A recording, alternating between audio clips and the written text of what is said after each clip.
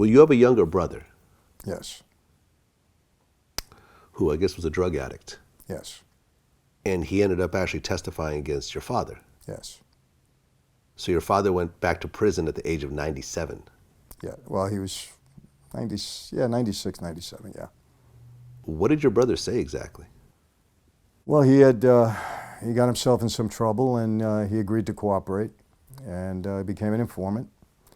And he wired himself up, and he got my father on tape, and he ended up testifying against him in trial. Was your brother a made man? No. So he was he an associate? Well, you'd have to call him an associate because he was my brother and my father's son. Okay, And, right. but he had a drug problem that just screwed him up his whole life. What kind of drugs? He was on the hard stuff. I mean, heroin. Cocaine, and, heroin. Yeah, coke. Not heroin, cocaine. I mean, I don't know if I don't know every combination of drugs he did. I'll be honest with you. Right. So your own brother took the stand against your father. Was he facing a bunch of years himself? I don't think so. I don't know what really happened as to why he made the decision to cooperate. I knew the government had contacted him, and whether he had something pending, hanging over his head, or he did not, for some reason, I tell you what I believe. This is my case. My brother had contracted the HIV virus.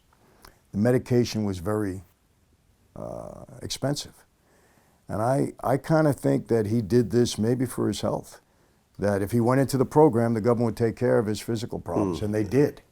Oh, okay. Yeah, I can't say that affirmatively, but I believe that's part of the reason. But my brother had a lot of street trouble. I mean, he was always getting himself in trouble because of his drug problem. Okay. Is he still alive?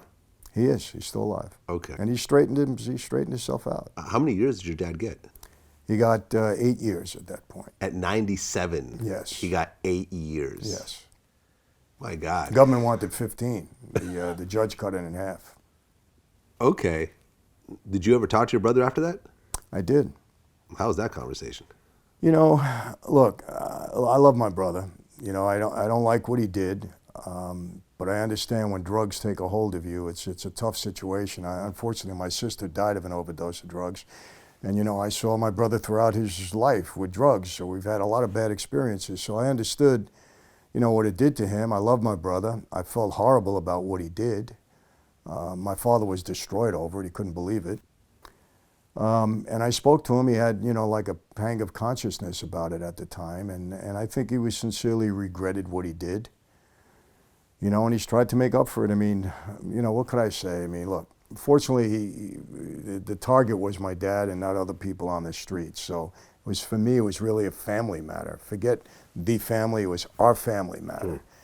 And so, I'm hoping, I hear he's straightened himself out and that he's doing okay. He's actually working with people that had that problem before him, and he's trying to straighten it out. He's kicked the drug problem. So, I mean, I wish him well. I hope I get to, one day that we get to see him again. Okay. Did your father forgive your brother? I don't think publicly he will, because my dad is, he lives by the code. I have to say that about him. But my dad loves his children.